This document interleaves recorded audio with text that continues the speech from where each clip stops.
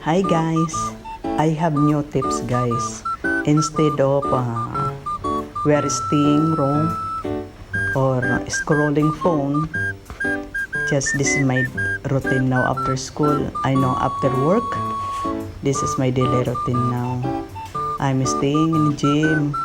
It's good for the mental health, good for the health and everything guys. Especially we're getting older and older like me. That's why guys, this is the better place for us to go gym. Even not every day, 3 times a day, 30 minutes a day. It's okay. It's the feeling guys is very good.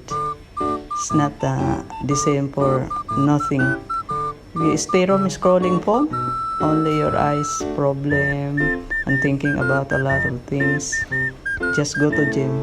Very nice feelings, guys. That's why now this is my new routine. Every time I got home after eating, guys, just relax for how many? Almost 45 minutes to 1 hour. I'm going to gym na. So this is it now. Because this time not busy the gym because of some of the ladies is going to overtime because of Ramadan. Now I'm enjoying here. Everything I do, I can do it. So this is it, pansit. Let's go to gym and enjoy.